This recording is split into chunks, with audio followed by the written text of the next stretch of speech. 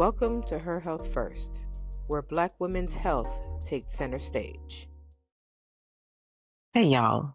Welcome back to Her Health First Wellness Collective, where we put your wellness at the top of the list. So, first of all, get into my shirt, okay? And I got the matching pants. It is the holiday season, so be prepared. Oh, snap. Be prepared to see me in different holiday attire, okay? Because it's November 1st. Halloween is over. It's now November, so but what I'm here to talk about is November is National Diabetes Month. And today we're going to be talking about what every woman, especially Black women, needs to know about diabetes. Because awareness really can be the first step toward prevention. So, first of all, let's talk about what diabetes is. And I know you probably heard it going around, oh, diabetes, or some people still be like the sugar or whatever have you. So, let's talk about what diabetes actually is. We're going to start with the basics. So by definition, diabetes is a chronic condition that affects how your body turns food into energy. Now, normally, your body breaks down most of what you eat into glucose, which is sugar. And your pancreas releases a hormone called insulin to help your body use that sugar for energy instead of it just kind of milling around in your bloodstream and just hanging out around your body doing nothing. So when you have diabetes, that process doesn't work the way it should. So it could be a couple of reasons why the process doesn't work the way it should. So one of the things could be that your body doesn't make enough insulin. The other thing can be that the body makes the insulin, but your body can't use it properly. So if your body doesn't make enough insulin to use the sugar, or if your body just doesn't use the insulin properly, as a result, the sugar is going to build up in the bloodstream. And over time, it can damage major organs, your heart, your kidneys, your eyes, your nerves. The list goes on. So not only do we want to be making sure that our body makes that insulin, but our body needs to be able to use it also, because what good is it if you can't use it? It does you no good, right? So there are three main types of diabetes. There's type 1. And type 1 is the one that's usually diagnosed in children in childhood or young adulthood. And in this case, that's where the body doesn't produce insulin for whatever reason. Type 2, which unfortunately is the most common form, is where the body either resists insulin or it doesn't make enough. The third type is gestational diabetes.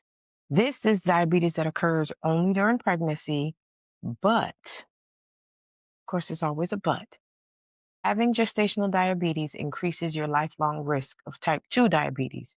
This is the one where your body either resists the insulin or doesn't make enough. Now, here's the part that hits close to home. Black women are nearly twice as likely to be diagnosed with diabetes compared to white women. And the risks increase with factors like your age, so as you get older, your family history, and lifestyle factors. So, what are these lifestyle factors? Stress, okay? Stress, nutrition, and your physical activity levels. Those are the three things that are going to increase your risk of developing diabetes. But there's another part that we don't talk about enough. And that's access and awareness. Now, let's be real. As Black women, most of us are caretakers. We're juggling work, we're juggling family, and we're juggling everybody else's needs. And then that causes us to put our own health on the back burner. So if you take those things and you add to that the systemic healthcare disparities, you've got the perfect storm for late diagnosis and complications. And that's why conversations like this matter, because knowledge is prevention and prevention is power. Okay, so let's talk about some early warning signs. Diabetes is not something that always announces itself. Matter of fact, most of the time it does not.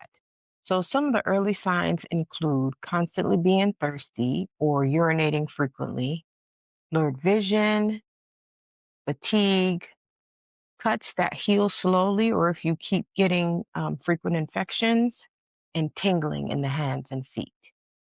So if you're experiencing any of these symptoms, don't wait.